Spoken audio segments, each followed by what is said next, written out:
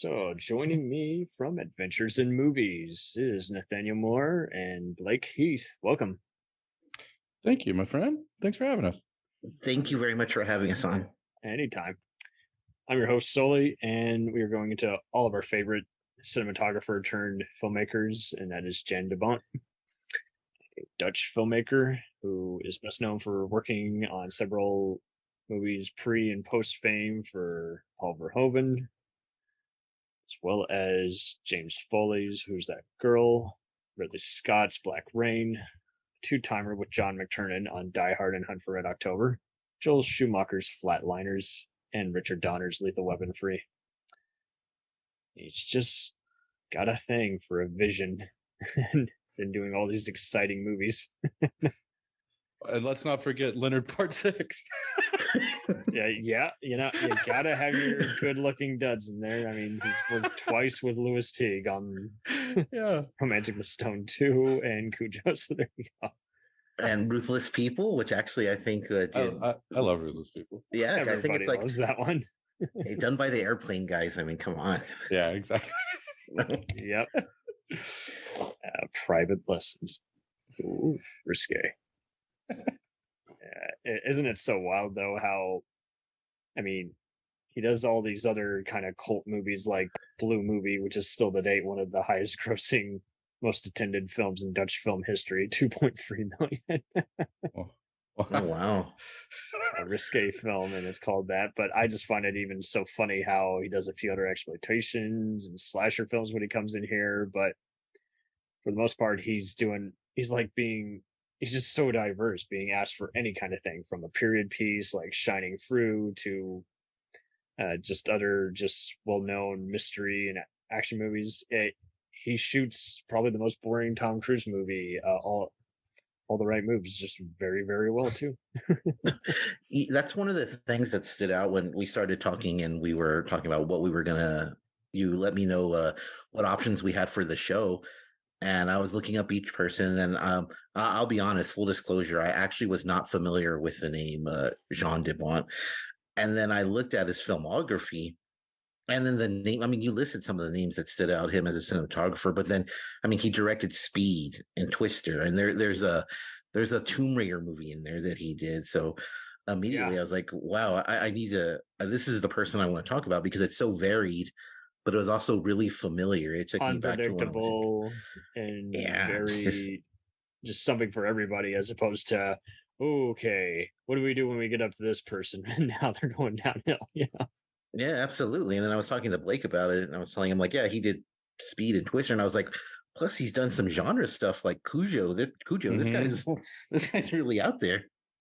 The biggest thing that caught my eye was how Michael Chapman, who had worked for Ivan Reitman and Martin Scorsese as a cinematographer, was also a prolific director, and he had him, as a cinematographer on Planet of the Cape Bear and All the Right Moves, and then just plenty of other movies here. I mean, have you seen any of Verhoeven's earlier, Dutch work before he came to America?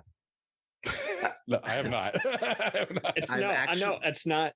I'm not here to say it's very common. Like, the most I'll hear people say is like Flesh and Blood, or even his more recent ones like Benedetta. But it's just, if you want to find them, they're very expensive Criterion DVDs. Like freaking, The Fourth Man is just so hypnotic, and Turkish Delight is going to divide its audience. But then when you see, how, Verhoeven just makes so much more better sense, and then makes you realize just what stuff just does not translate to America audiences, with his good for better or worse, and right.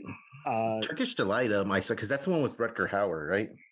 Yeah, very promiscuous. Oh, okay. I've seen Turkish Delight too. Yeah, that one I've seen, and then Benedetta, and I know John de Bont didn't do anything with that one, but I saw that one, and that one's super underrated. I think I thought that was a very, very good movie. But totally. There were even some critics who were still making outrageous remarks, and it's like, you guys seriously don't know what you're talking about. Like, they were reacting like they were like, like when Basic Instinct came out, like there were, de Bont shoots that very well, but like there was like one group of people who got it, and there was another group who were like, well, I mean, it was fun, but it was kind of shocking and pretentious, you know. And it sounded like they were the latter on this. They're like, he's doing more of his shocking stuff. I'm like, I mean, you can, but you shouldn't really compare him to, say, you know, like you can compare him maybe to Joe Dante or Sam Raimi, but only by like a mile. Like he's still a very different kind of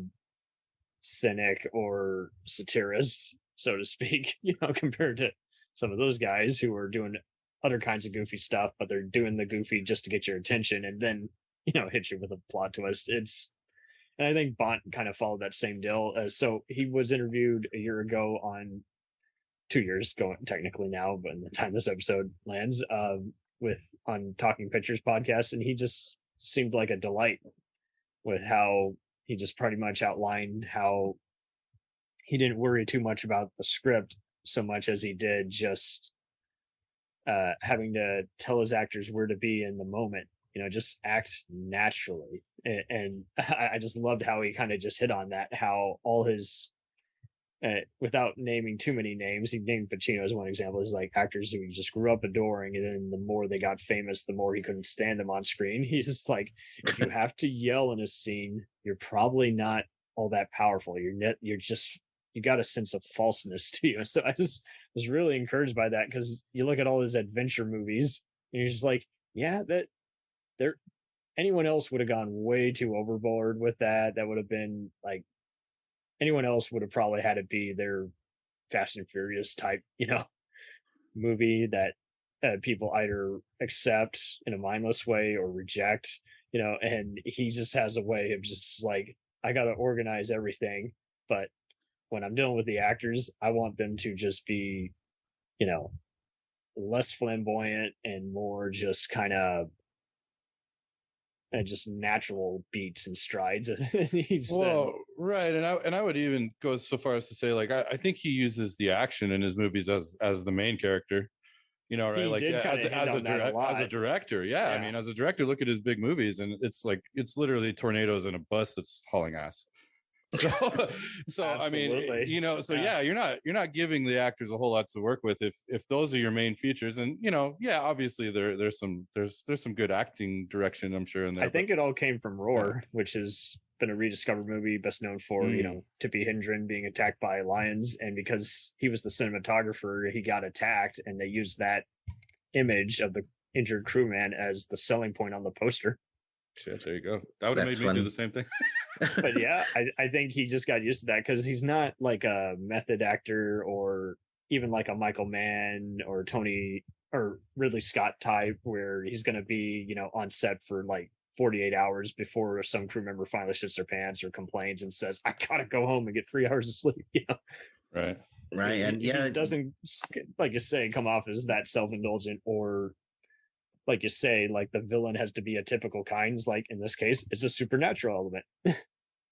Yeah, and his like what you mentioned about the story makes a lot of sense, and this kind of ties into what Blake said. Like Speed, like Blake said, it's about a bus that's going really fast, and then Twister, it's tornadoes. The bus is the absolute and then Twister villain. gives you tornadoes and evil storm chasers. I definitely saw Sister probably when I was around 7 or 8. Vaguely remembered it. My parents were watching it, I think, because it was just on TV, and it just was very weird. hypnotic.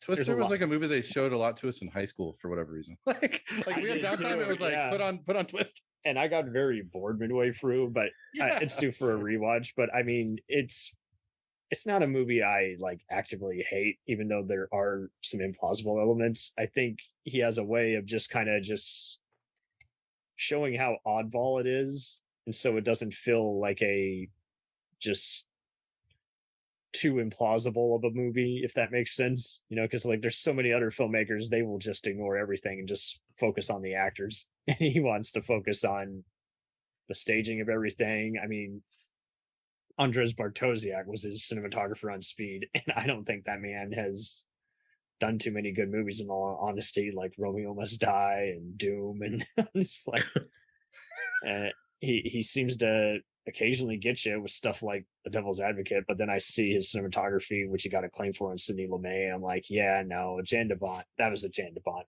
production all the way, you know, when it came to him collaborating on Speed.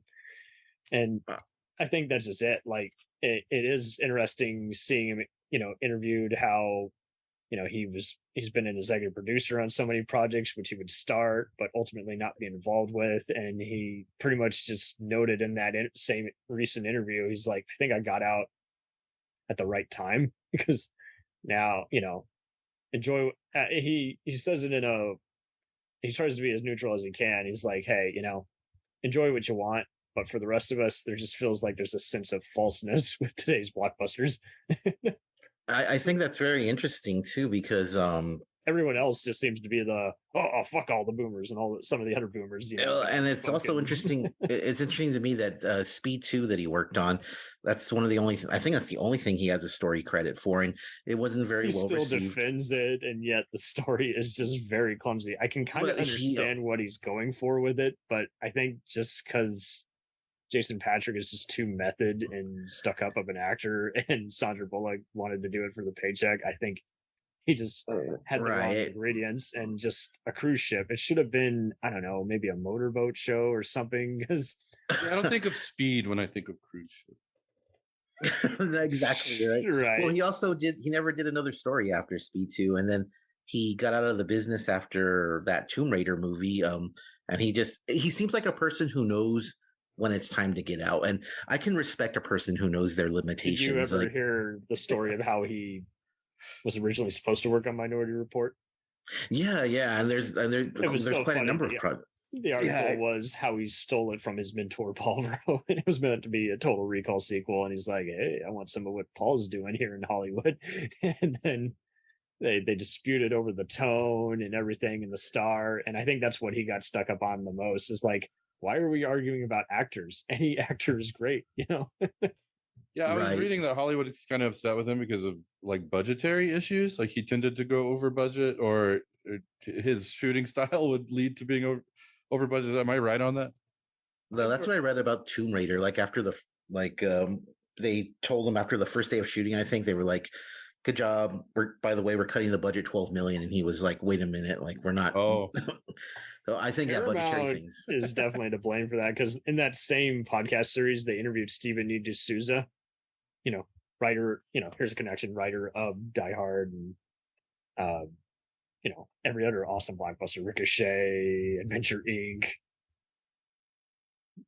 Not ringing a bell? No. 48 Hours. Well, the movies do, but not the movies, but not the man. Yeah, he wrote every other awesome Joel Silver kind of production for the longest time, including one of the favorite Tales from the Crypt episodes. And he was talking about, like, I technically worked on both Tomb Raider movies, and I only got credit for the second one just because most of it had to do with the safari, and they're just very stuck up about descriptions and actions, and it's like, well, it's our words, but the Writers Guild just doesn't seem to have anyone's back. It seems like the Directors Guild is just better at reinforcing stuff, even though with recent scandals like the Bryan Singer one, it is bullshit how whoever starts it gets the credit. I'm like, no, they only worked 2 months on it before being fired. That does not count. And that's one of the reasons I was interested in talking about this person, is because well, as you mentioned, writers and directors get a lot of credit. We just did a movie on Avengers and Movies, Trick or Treats from 1982. And there's this one scene awesome. It seems completely out of place, but it's basically two women they're editors in a movie. And basically all they're doing is complaining and stating how directors get all the credit, but they don't do any of the work. And exactly. And that's how I felt about the this. Second unit guys shoot all the stunts, and right, like I couldn't name a cinematographer off the top of my head. Like I could name a whole bunch of directors, and I even looked up like best cinematographers today, and the very first thing that appeared on Google was, if I'm a filmmaker, which cinematographer should I look for? So it's very much they're the people who put a lot of their vision into the movies, because when you watch the movies, any movie, you're like, ooh, how did that look? Or you'll tell people how it looks, and then you'll immediately talk about that. How much of that was them picking it versus the director saying, "You're doing a good job, sport." So right, exactly.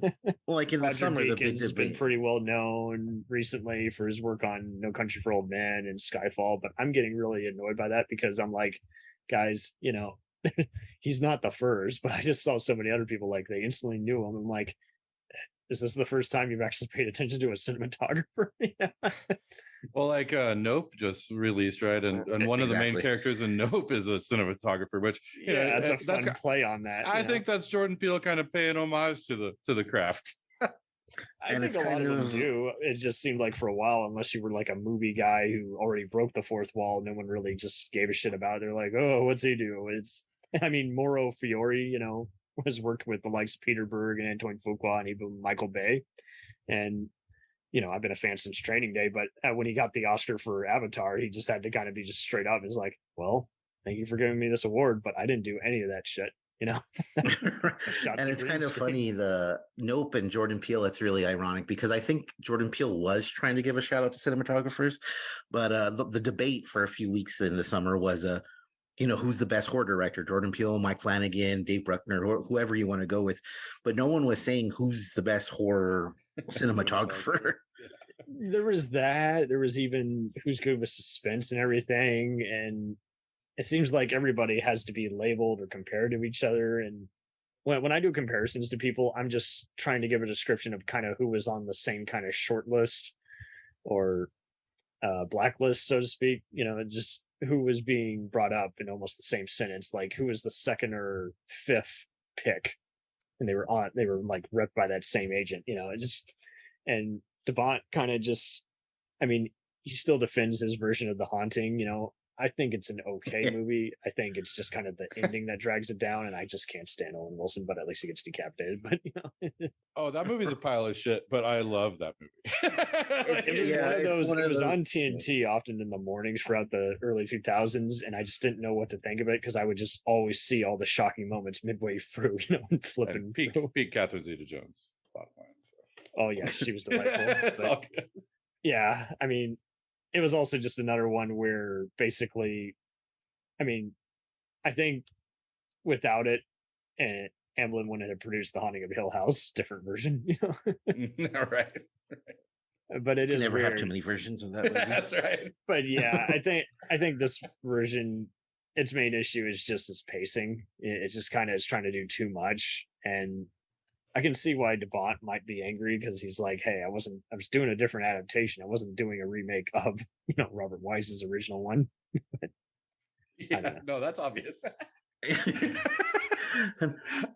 And I think it's talent. And I know we were talking about this earlier, but the fact that he directed or he worked on a movie that has Madonna in it, but then you can also go with something with Sharon Stone, and they're both unique in their own ways. They don't look alike, and I think that really when I was looking at his filmography, it really made me want to look into other cinematographers because it's something that I overlook. And looking at, I mean, his resume is just so it's impressive. all good.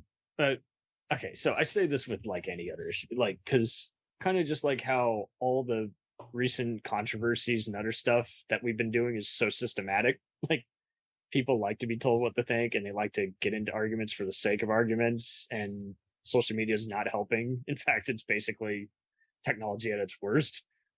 Oh, don't worry, Elon Musk will clear all of that up.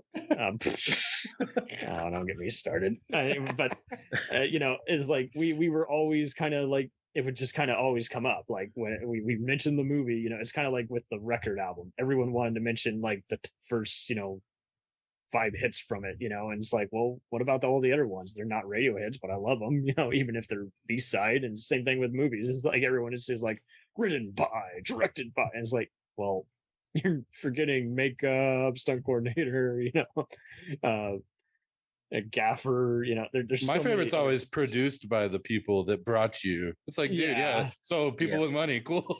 People with money who didn't. And when we were talking James Cameron, we joked about this is like, yeah. And then every movie had to look and sound like T2 or True Lies, but they didn't know why it was good. They just thought, hey, just make it big and epic. I'm like, plot. And when you see how every other movie that starred, Will Smith would go in without a script, it's just like, that's where it really got me thinking. It was like, okay, so you can't compare like an indie film to a big budget movie. You can compare maybe say a movie made for like maybe 10,000 to 2 million if it's just as good. Like Mark L. Lester was kind of acclaimed for a bit because he was, and even Anthony Hickox, because they were able to make movies that would premiere on HBO and make it look just as good as some of the stuff that they were producing for, New Line Cinema and Lionsgate, back when they were theatrical. Is like, there's some people who can handle any kind of look and make it stand out regardless of the format. But then there's other ones where it's like, yeah, no, you just, I can't compare some of these movies to other movies because there's such a different visual or narrative look to it all. And we'll return after these messages. Hello and welcome to Culture Shocked, the pop culture podcast brought to you by four aging millennials and our outdated opinions. Join us every Tuesday as we discuss movies, TV, games, and even music, new and old. Dude, what do you think you're doing? Are you seriously trying to record a promo without us right now? Well, yeah. Dude, you can't just do the promo by yourself. Who's gonna listen to that? Yeah, and you probably haven't even told them that we're a pop culture podcast where we always agree on everything. For instance, the Sam Raimi trilogy, easily being the best of the Spider-Man movies. No. But I think we can all agree that Jaws is a classical masterpiece. Nope, don't like that. But we do all agree that the sequel trilogy of Star Wars is the best in the Skywalker saga, right, guys?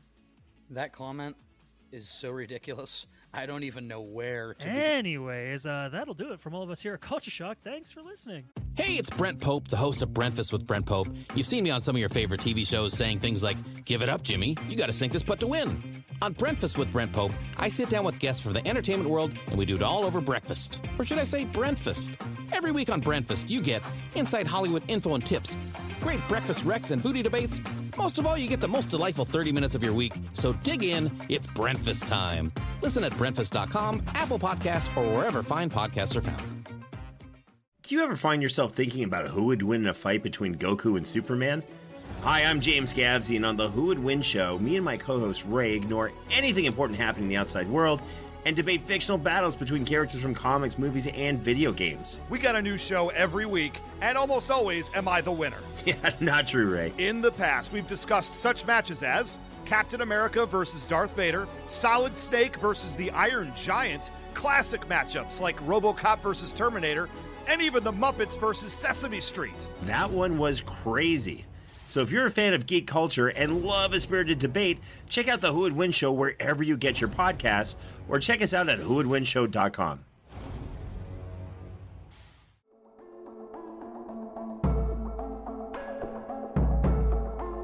We let things pile up in the DVR, we add them to our queues, we wait for the DVDs and Blu-rays. We time shift. The Time Shifters Podcast. Sci-fi, horror, fantasy, superheroes, comedy, action, film, television, maybe some not-so-current events. Find us on iTunes or at timeshifterspodcast.com. Cool thing about Blind Knowledge is we are in multiple countries. We are worldwide all across the globe. We are in the US, we are in the UK, we are in Canada, Germany, India, Japan. We're in Australia, y'all. BlindKnowledge.com. Now back to the feature presentation.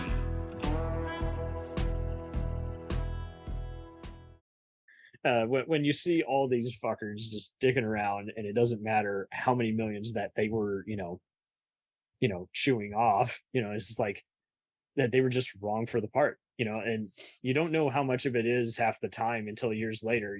Was that actor or actress really just a demon from hell, on every day on set, or was it just the studio giving notes and all you had to say was just an acknowledgement and the director just said the wrong word and boom, got kicked off? What is it? Right, exactly. Like, I would love to see, because on our show we talk about a lot of indie films. I would love to see what he could do with like a modern indie film, because his resume is so diverse. He did there was two that were really interesting that I thought that were back to back. Oh, Leonard Part 6 and Die Hard. Like there's no like common, they don't look alike in any way whatsoever. Or Flatliners and Lethal Weapon 3. Like Flatliners and Lethal Weapon 3. Like, so he obviously. And you've talked about Dario Argento as well, and his use of blood compared to how, Scorsese uses it. Right, exactly. Well, and it's like it's an interesting point, like you said, just Patrick, in that very short period of time, right there, right before he starts like doing some real stuff with the names on it that you really recognize, Basic Instinct, etc. Like he directed or he was a part of Madonna music videos. That was like the large part of what he did in the years leading up to all that stuff. So he must have just made amazing connections too, right? That has to be part of this. Like, how does he get so much good work? Yeah. And so, are you familiar with these videos? I'm not, but I'm amazed. I'm sure they are. If Madonna was picking them, she was very, into aesthetic, so it's got to be interesting, right? And Fincher did a lot. Well, he did Vogue, which is so she has an eye for talent. I'm assuming that Madonna is out there handpicking her directors, which isn't a far leap, right? Yeah, no, I can see it. I love Madonna. Who doesn't? Sully, apparently. I mean, altogether, what is it about his visual look that you think appeals to you the most? I kind of like how he just kind of gaffs in just very bright outdoor scenes, because there's so many others who kind of are at their best often when they just got static shots and they're going through just shall we say, just darkly lit stuff in addition to whatever effects or actors on screen. And he seems to be just kind of all just in the moment, like just very catchy, just even just city shots. He's got a great knack for giving you lots of action and lots of context while the action's happening, but not overwhelming you with, because sometimes action sequences, like I'd have you see early like the Underworld movie or something like that, where the action scenes are cool, but you can't make out anything that's happening. Where I'd say in all his movies, they're not all super action packed. There's downtime in most of them, but when there's action, it's easily consumed. It's not boggling your vision and mind to understand what's happening. So I would say that's my favorite part of what he's done. And it's kind of amazing that I did not. I mean, I knew I've heard the name, I guess, but I'm shocked that like two of the movies I watched the most growing up and enjoyed the most, Speed and Twister, no shit. It's kind of amazing. I didn't really know who fucking directed those movies until now. But yeah, it was before we started, caring, when we had all the Rob Zombies and Rennie Harlins of the world. And I'm just like, yeah, no, sorry. I'm glad you guys like it. I will always dislike them. I have never liked them, and I like Zombie as a, fun new metal guy. But there's just others which it just gets even more annoying to have to just kind of explain to others. It's like, hey, they're on this, but it's a director is just like a record producer. They're just the creative outlet, but they're not doing everything. They're heavily involved, sure, but the guy who did the bus jump in Speed, was also, I read a stunt book, was the same one doing the Untouchables, baby carriage sequence. And oh, that's awesome. Which was unfortunately they kind of underreport a lot of that. He did the Broken Arrow's second unit directing, so it's just like there's so many guys where it's like they've been around for years, but no one, not everyone goes for the credits. I don't know why you wouldn't want to go for the credits, because I mean you got Billy Idol's Speed playing over the credits, but I'm saying I think that what Blake said about Bont being in the moment is so true, because Speed, it takes place all during, it's one trip and it's very well lit, whereas something like The Hunt for Red October, it's a little darker. Flatliners, there's a lot of scenes where they're not very well lit, and not everyone can make that switch between you don't like how Flatliners looks? I love the look of him. That's what I like about him, is that he's able to go, because not everyone is. There's some scenes where there's some movies where it's shot in the dark or it's in a haunted house or whatever, and it looks really good. But then as soon as they're out during the day, it's like it looks really plain, and it kind of takes away from the mystique of it. Whereas in his movies, the ones that he shoots, like whether it's Speed or Speed 2 or whatever the case, and it's brightly lit, it looks good. Or whether it's something like Leonard Part 6 where he's on the moon, I think. But even that one's actually brightly lit. So I think Flatliners is a better example. Maybe it's reshoots and not matching it up. I don't know. But he can, like was saying about being in the moment, he's really good with doing that because that's not something you see in every movie. Oh yeah, and to their credit, you got to go where you got to go and got to take it with a grain of salt. I mean, I'm sure whoever shoots, say, something like a Fast and Furious or Transformers movie, they're going to get just as much acclaim as they are hate mail. It's just, and it seems like he's been fortunate enough to work on a bunch of different projects where it's like, yeah, they are all very emotionally involving blockbusters. They're not just, set for, you know what I mean? Like they're not just, make sure this scene looks amazing, and they do want to actually serve the story. They are getting in visual cues. I see it even a lot on TV stuff. A lot of the ones who are like the main producers and directors on it get a lot more say on, making the otherwise typical mystery very more suspenseful with lighting and other fun shifts. Like I'll especially on some of the spy and other procedurals, I'll see some pretty cool stuff that's not just the brilliant, steady cam or tracking shot. They'll do something else like have some moody lighting on one guy's concealed face, Right. And I think that I wonder how involved he is with the storyboarding of shots because Cujo. I can't imagine him not having one, because that's where I'm at when I work on an indie film. If you cannot give me a shot list or a storyboard or even a distribution plan, you're not worth my time. Like there's just so many others who they will think all day and it's like, okay, you've just burned up 2 hours. This whole crew is thinking of a reason to get off this project now, Right. Yeah. We were. They don't even trust you to pay them on time. You're so bad, Yeah. We were talking with Lucky McKee on the show, and he was talking about the importance of storyboarding or not storyboarding. But Cujo is like, there's so many awesome shots in that from when Cujo first gets bitten. Even when you don't see the monster. Yeah, the tracking shot when the family, and I forget their name, when they're in the car in the I believe it's a junkyard, and then it's kind of a Cujo point of view where he's coming at them. Yeah, that's great. But then he comes from the other side of the car in this really awesome jump scare moment. Just such great cinema. Maybe the best shot he's ever done. It's very clever, super clever, super good, and it's been copied like countless times since. But I want to say that's the first time that they did that sort of misdirection. But just a well shot movie that again uses in the moment because that's shot during the day. Just really good stuff.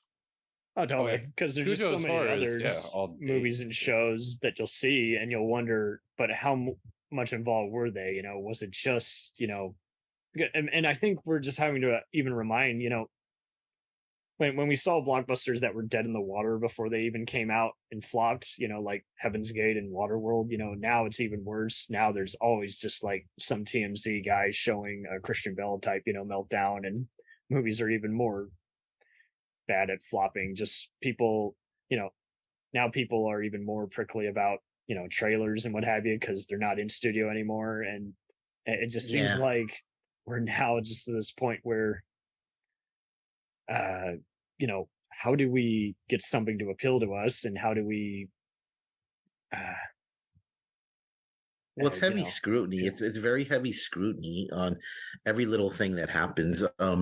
Bros that just came out, and the producers and all of them will tell you that it didn't do well in the box office at all. Even though they're scheduling it, knowing damn well they're going up with competition. It's the same thing with ratings. We didn't have good ratings. I'm like, well, you rescheduled it 3 different times, so you clearly wanted to move it from your scheduling after the first. Right, but none of the talk is around that. It's more about, well, it deals with these themes, and then there's people talking about the marketing of it, and then they're comparing it to similar movies that have been released on streaming versus Bros, which is the mainstream movie. Which I don't know if that's an insult towards streaming movies, but well, streaming is even more annoying because I'll see people say, I don't watch made-for-TV direct-to-video movies. I'm like, well, that's basically what streaming is. Anything that doesn't play in a theater, that's where it's going. And it wasn't always bad, in between all the goofy, films that, were made for $500,000 that had kickboxing and killer puppets. It's just like there was plenty of others. It's like, it was pretty solid, but it was there to fill time, and you like to see someone work against their typical formula, and I don't know. It just seems like now we're to the point where, everyone just wants to just like off with its head. It's on a guillotine, Yeah, like there used to be very clear tiers. There was the movies that came out in the theaters, and then there was straight to video movies. And in the early days of streaming, that's how it was. But now you have these big, you still have the Oscar bait that comes out in theaters, but then you also have Leonardo DiCaprio coming out in Netflix movies too. So the idea of straight to video is done. Streaming movies are just as viable as anything that comes out in theaters, which is why I think it'd be really interesting to see Devon or even someone who is a similar talent do streaming and mainstream movies, because they're both on an equal playing field now, even financially in some cases. So it would be nice to see someone who has this sort of repertoire be able to bring that to stream. Because, I mean, for as much money as Netflix makes, let's face it, they have some really shoddily shot movies. Even their best movies. Yeah. It's really strange. Tell me cheaply shot in like Atlanta or New Orleans, I'm already just like, nope. I'm probably going to hate this. There's other shots that I don't see that people claim they saw, and it's like, I can't blame it. If you've been looking at a bunch of red camera footage, it does get pretty old pretty fast at times. Oh yeah. Exactly. And staying on that track of like what he would be doing now, my question posed to both of you is, you got to pick a property for Bont or Bont here to redo, remake, groove on. Yeah, get his Bont on. What property would you like Bont his Bont all over? To Bont all over? What's the ones with Chris Hemsworth? The Extractor? Is that what it is? I hated that movie so much, but I love the Old Guard. See, and I'm the reverse. I wasn't a big fan of the Old Guard, even though I like Charlize Theron. But Extractor, I thought was just silly fun, and which is what a lot of these movies. I didn't find it fun. But what do I mean, that's also kind of the joy too, is like now you get like an instantaneous reaction. I like how like mainstream critics will still review them because they're accessible anywhere. But A Wheelman is probably one of the better of the movies that like premiered at South by Southwest and then was like a Netflix original movie. But I mean, Apple seems to have figured it out and just find one that take over A24's library and then just do ones that just you would want to see in some kind of capacity, as opposed to it being based on the day or your attention span. You're all wrong. The correct answer was Smokey and the Bandit. So oh, there you go. That would be fucking amazing. There's nothing you can tell me. Glad I was able to bore you now while you're looking for that answer.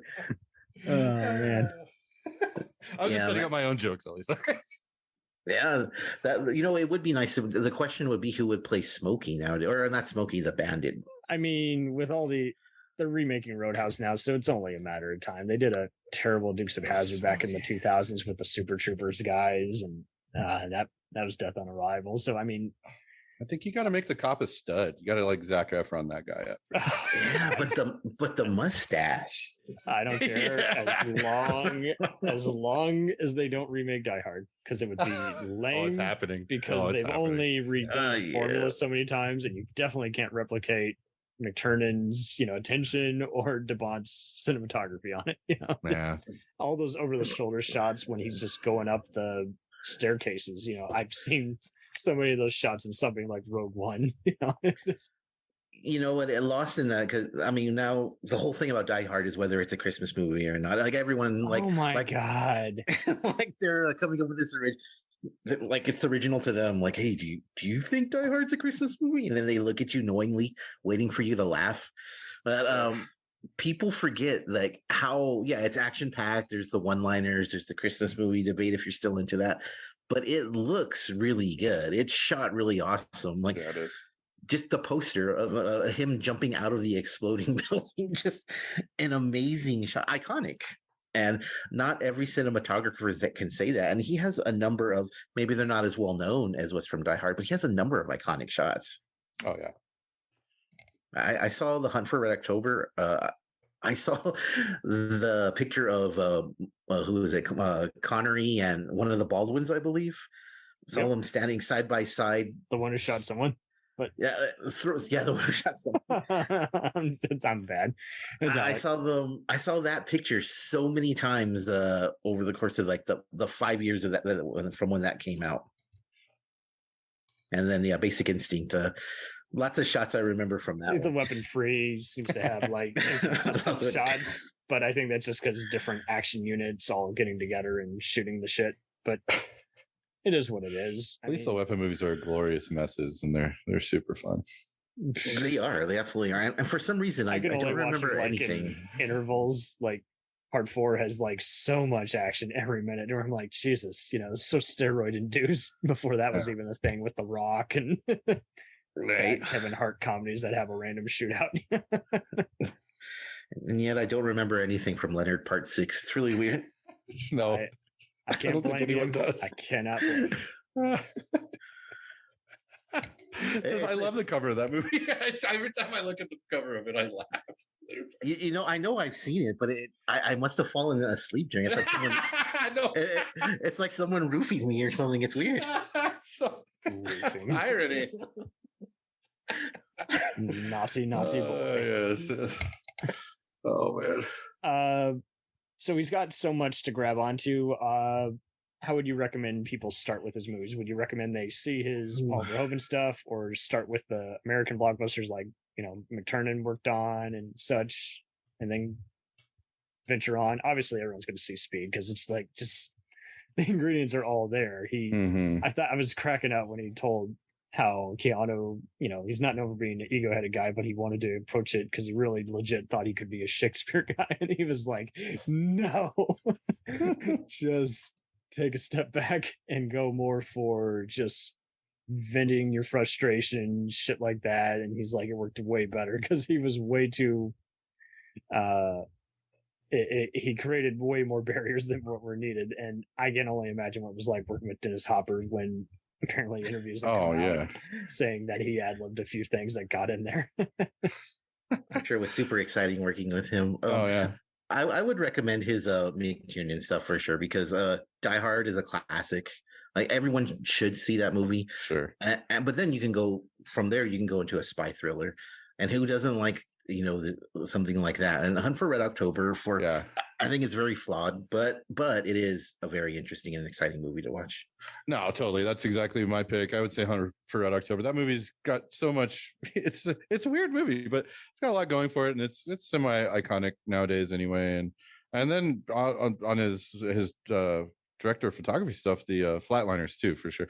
Just as because we're a horror genre guys, so I definitely lean more towards Flatliners. I'll do anything as long as it's not torture porn. Flatliners 1990, just to get that out there for people, because there was a I mean, it's more of a sci-fi movie. It's often labeled a horror fantasy, but Schumacher's another one who varies by the movie, and I think he just had a good set of just like art design on his team. But it's just interesting how with this one, you're how he's basically, like you say, always saddled with a bunch of characters that had he been had his career gone any differently, I can totally see it stepping back and getting to where like he would have been asked to just do a Scream knockoff or just some other multi-character genre, and it just not taking off. And he didn't have to be like Scorsese, where he does movies with material not ready to be embraced by any kind of audience. He didn't have to do a Spielberg where I'm going to do one dramatic movie and then I'm going to do a cool adventure sci-fi movie next month. And so I'm sure it's harder now. Basically, you got to be the indie darling at Sundance, or who did an A24 movie that made people freak out on the internet, and now Marvel and Fast and Furious got your number. Right, exactly. And he's shown a willingness to work with comedies and spoofs. So it'd be awesome to see him work on a scary movie reboot. Oh, man. Yeah. Or a Madonna video. Let's get Madonna back on the screen. Oh, yeah. She's been in the news lately. As long as it's not swept away. Maybe it was the cinematography all along that messed that one up. Yeah, right. Oh, man. Oh, man. So, where can we find you guys on the web? Oh, boy. Pat, you go first. Okay, so we're part of the Morbidly Beautiful podcast network, so you can find us there. We are also friends with Stephanie Malone. She is a boss. Yeah, she's awesome. So you can find us there. There's, as you know, there's a bunch of horror themed podcasts there. We kind of stand out because we're not exclusively horror. We're also on Apple Podcasts, we're on Spotify, Amazon Music. Anywhere that you could find a podcast is basically where you'll find adventures in movies. That's right. And you can find myself on Twitter, actually, 4-Eyed Horror at 4-Eyed Horror. And that all relates right back to adventures in movies. So find us there. Adventures in movies. I'm just doing a movie trailer voice. I like it. I mean, unless you want that many Michael Bay explosions. Of course. Definitely.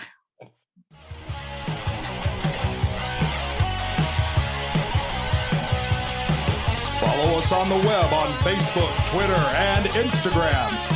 The podcast is available on Podbean, Spotify, iHeartRadio, Anchor, Apple, and anywhere else podcasts are available. Feel free to review our show and leave comments on any of those sites. Thanks a million for listening. It's a jacked up